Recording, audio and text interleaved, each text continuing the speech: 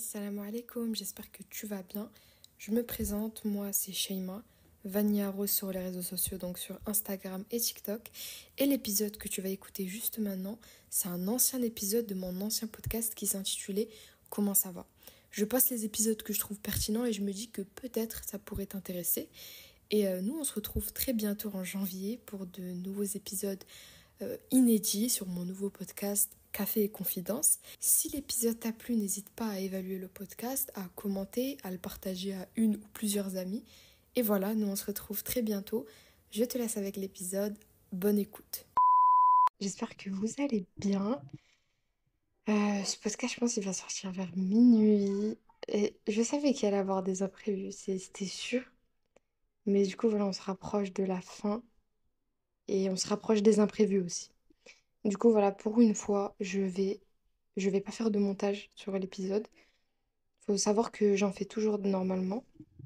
Que ce soit juste pour couper les moments où je reformule mes phrases ou les fautes que je fais, etc. Parce que parfois, je prends un peu de temps pour trouver mes mots. Mais le truc, c'est que la plupart du temps, le montage, ça me prend à peu près 2 heures. Et là, j'ai pas 2 heures devant moi. Genre, faut que j'envoie l'épisode. Du coup, pour la première fois, je vais faire un épisode sans montage.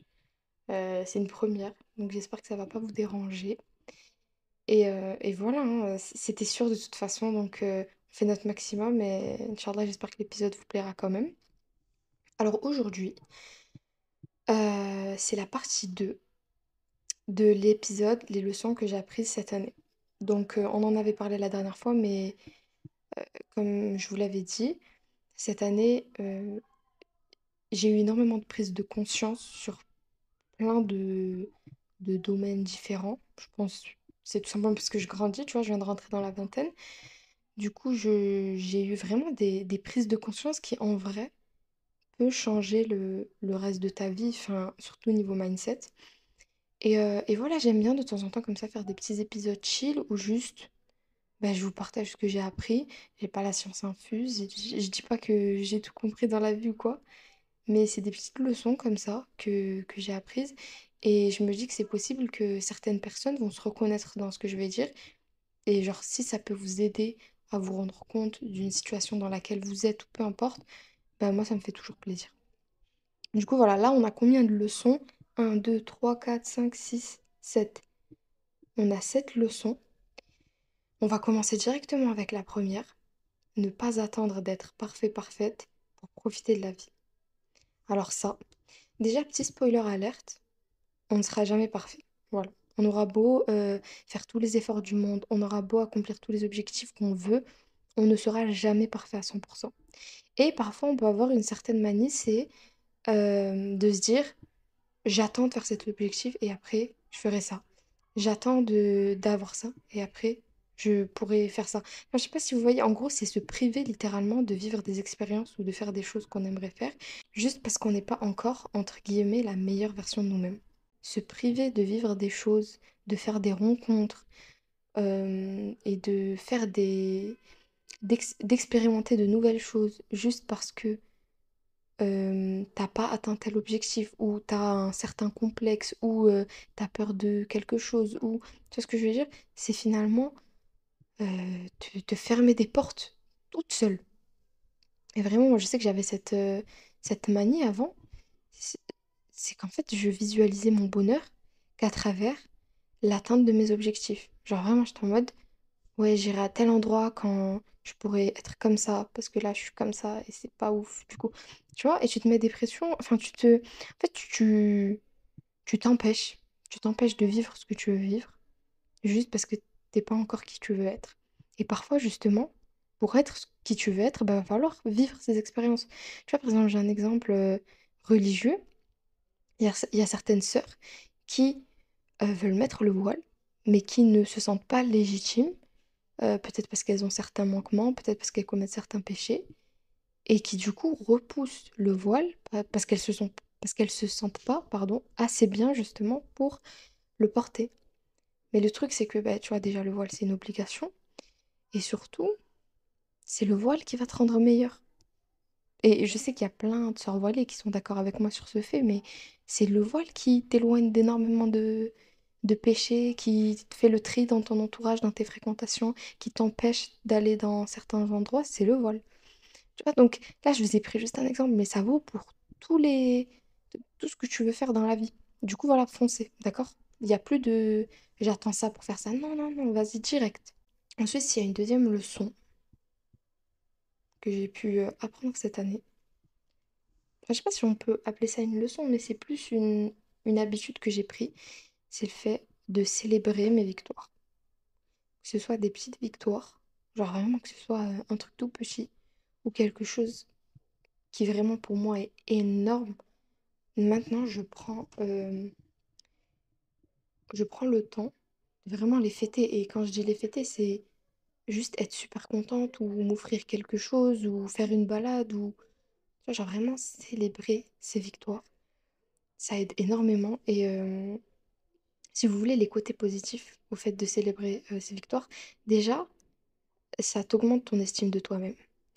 Parce que tu vois, tu te dis waouh, purée, j'ai pu faire ça. Enfin, tu vois, vraiment, tu te valorises. Et quelque chose encore plus important, c'est que tu travailles ta gratitude en fait. C'est-à-dire que parfois on est tellement à fond dans le travail, à fond, à fond, à fond, à fond, que quand on réussit, on prend même pas le temps de s'arrêter pour se rendre compte qu'on a réussi. Mais on préfère continuer à travailler, travailler, travailler. Ça fait que tu te rends même pas compte de ce que tu as pu avoir. Et ça te met dans un sentiment non seulement d'ingratitude, et surtout tu seras jamais satisfait. Parce que tu prends pas le temps justement de savourer ce que tu as déjà pu faire. Et puis à l'inverse, si tu célèbres jamais tes victoires, ben parfois tu verras pas ça comme des victoires. Et du coup, pareil, tu pourras même parfois manquer de confiance en toi parce que tu auras l'impression de ne pas faire assez. Alors que si, c'est juste que tu l'as pas souligné.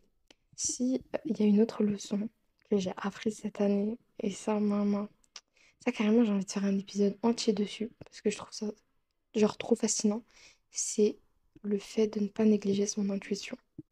C'est-à-dire ne pas négliger ton ressenti, tes émotions et comment tu te sens par rapport à une personne, par rapport à une situation, par rapport à...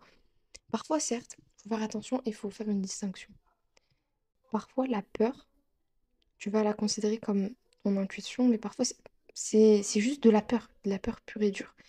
T'as peur de faire confiance à quelqu'un, t'as peur de, je sais pas, de passer un step. Et cette peur, c'est juste la peur de sortir de ta zone de confort. Certes, il y a ça. Mais moi, là, je parle pas de ça. Je parle vraiment de tu t'apprêtes à faire quelque chose de grand. Je vous parle de tout et n'importe quoi. Par exemple, allez, on va prendre par exemple l'exemple. Oh, il y a trop d'exemples là dans ma phrase. Mais en gros, t'es posé avec une amie et en fait, tu te sens pas bien avec. Genre, je vous jure, c'est une dinguerie. Peut-être vous allez me dire, mais qu'est-ce que tu racontes? Mais vraiment, genre, t'es posé avec une amie et genre, après, vous restez très souvent ensemble et tout et tout. Et en fait, à chaque fois, tu te sens pas bien. Genre vraiment très très très très fréquemment. Alors qu'elle n'a rien fait. Enfin, qu'elle a rien fait. Tu sais pas. Mais genre, ton corps, en fait, rejette la personne. Et wallah que ça, c'est réel.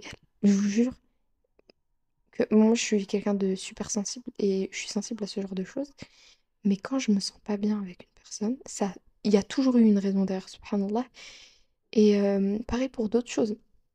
Par exemple, je sais pas, tu veux avoir un nouveau travail ou un stage en particulier ou quelque chose et tu le sens pas. Vraiment, tu le sens pas. Alors que peut-être c'était le stage de tes rêves, hein, mais tu le sens pas. Tu sais pas, il y a un truc, t'as un pressentiment.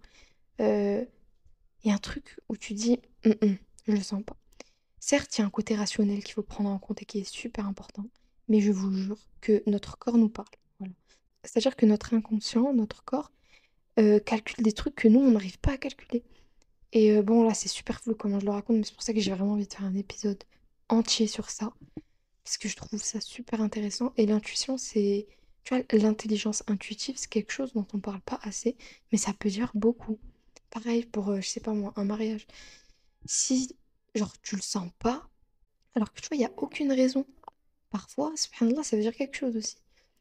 Donc voilà, quand tu te sens dans des situations inconfortables pour aucune raison apparente, alors que tu sais qu'en en temps normal, tu te serais pas senti comme ça, parfois ça peut dire quelque chose.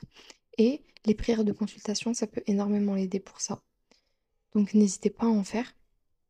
Mais voilà, vraiment ne négligez pas votre intuition. Cette année, je l'ai négligée à plusieurs reprises et à chaque fois, subhanallah, j'aurais dû écouter mon intuition.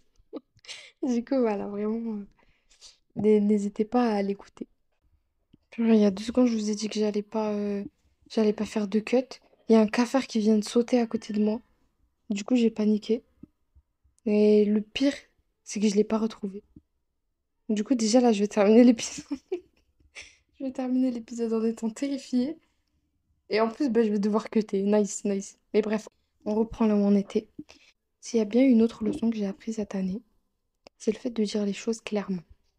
Là, ça va un peu rejoindre ce dont on parlait dans l'épisode être trop gentil. Mais parfois, on peut avoir du mal à dire non à certaines choses. Parfois, on peut avoir du mal à dire ce qu'on pense pour pas blesser les autres et aller dans leur sens. Et, euh, et en fait, c'est vraiment pas la bonne stratégie. Parfois, aller dans le sens des autres quand c'est pas des choses qui vous tiennent à cœur ou des choses que vous pouvez supporter, ça va. Mais le souci, c'est que quand vous allez trop habituer les autres, comment dire? En fait, quand vous allez trop habituer les autres à votre oui, le jour où vous allez vouloir dire votre avis, le jour où vous allez vouloir dire que vous n'êtes pas d'accord, ça va poser problème. Et surtout, vous, ça va vous faire accumuler les choses. En fait, vous allez avoir une accumulation et ça finit jamais bien, ce genre de choses. Du coup, voilà, genre, parlez, dites les choses. Il y a un truc qui vous plaît, dites-le. Il y a un truc qui vous plaît pas, dites-le. On parle beaucoup de communication, de faut communiquer, de faut dire les choses, mais quand il s'agit de le faire, il y a très peu de personnes qui le font, tu vois. Voilà, c'est tout bête, mais la leçon que j'ai apprise, c'est que la communication, en gros, c'est pas que de la théorie, c'est de la pratique aussi. Ensuite, et ça c'est un point très très très très très important que je tiens à partager avec vous, c'est le fait de ne pas faire dépendre ton bonheur aux autres. C'est tellement important. Et ça, en fait, ça va carrément avec l'épisode entier que j'ai dédié au fait de ne pas avoir d'attente. C'est la même chose. En fait, il faut pas que ton bonheur tienne sur les autres, parce que sinon, tu vas être forcément déçu. Tu vas être constamment déçu. Et c'est pas la bonne strate, en fait. C'est pas la bonne strate parce que, hormis la famille, les personnes autour de toi, il y a forcément un moment où elles partiront, tu vois. Genre, ça part, ça vient. Enfin, Allah subhanahu wa ta'ala, il nous envoie les personnes pour une raison précise. Et une fois que tu as pu prendre ce qu'il a fallu que tu prennes de cette personne, que ce soit une leçon, que ce soit une morale, peu importe, tu vois, bah, peut-être que ça sera fini. Et en fait, si à chaque fois que tu perds une personne, bah, tu... Comment expliquer ce que je veux dire? En gros, faut pas que ton bonheur dépende de quelqu'un. Faut que ton bonheur dépende de... Oh non, pitié, j'entends le cafard. Bon, je vais terminer rapidement parce que j'ai pas envie d'avoir un cafard sur moi. En gros, le message que je vais faire passer... Bon, de toute manière, moi, j'ai fait un épisode entier sur le bonheur se trouve dans l'adoration d'Allah. Donc, vous savez à peu près ce que je pense par rapport à ça. Mais si ton bonheur dépend de quelqu'un, tu seras forcément déçu, tu seras forcément triste, tu seras forcément déprimé. Et c'est pas ce qu'on recherche, c'est pas le but. Du coup, voilà, faut plus être dans un état de Alhamdoulilah quand quelqu'un rentre dans ma vie, Alhamdoulilah quand quelqu'un sort de ma vie, tu vois. Faut être dans un mindset de tawakkul et de, comment dire, et d'accepter le muktoub, surtout. La prochaine leçon, c'est en gros le fait de toujours, toujours, toujours, toujours, toujours revenir vers Allah subhanahu wa ta'ala. Et ça, c'est trop important. Ça, c'est quelque chose qui doit être coincé dans votre tête. Peu importe le péché que tu as fait, peu importe la situation dans laquelle tu t'es mise, peu importe les pas en arrière que tu as pu faire dans ton cheminement spirituel, ne cesse pas de revenir vers Allah. Et ne te dis pas que tu n'es pas assez bien pour revenir ou que tu as commis trop de péchés et que peut-être qu'Allah ne te pardonnera pas. Ça, c'est vraiment le waswas. Ça, c'est vraiment une ruse de shaitan, de te dire que ça sert à rien de revenir vers Allah puisque de toute façon il ne te pardonnera pas. Il faut vraiment pas tomber dans ça. Bien au contraire, il faut avoir une bonne opinion d'Allah. Il faut faire son maximum pour justement se faire pardonner et voilà, faut se repentir, faut se remettre en question et faut aller de l'avant. Mais faut toujours avoir ce mindset de je reviens vers Allah. La dernière leçon, et cette leçon, elle m'a énormément aidée, et je trouve qu'elle va un peu avec le ton bonheur ne dépend de personne, c'est en gros prendre conscience, mais vraiment genre, tout le monde s'en fout de toi. Voilà. Attendez, je vais développer parce que dit comme ça. Il y a des enfin, il y a des côtés positifs et des côtés négatifs. En fait, en gros, tu auras beau faire tout ce que tu veux faire, tu auras beau entreprendre tous les projets que tu veux entreprendre, tu auras beau avoir la vie que tu veux. C'est-à-dire qu'une personne, elle va pas s'empêcher de dormir le soir parce que tu as commencé un projet. Vous voyez ce que je veux dire? Ce qu'on fait au quotidien, ce qu'on entreprend, ce qu'on a envie de faire dans la vie, ça impacte pas tant que ça la vie des autres. Et même parfois de nos proches, hein. Parfois même plus de nos proches. Mais s'il y a bien un gros côté positif à prendre, c'est que vu que tout le monde s'en fout, tu peux littéralement faire ce que tu veux. Et arrête d'avoir peur du jugement des autres, arrête d'avoir peur de ce que les autres pourront dire. Genre, je pense que c'est un truc qu'on dit beaucoup, mais vraiment, sois le personnage principal du film. Genre, sois le personnage principal de ta vie.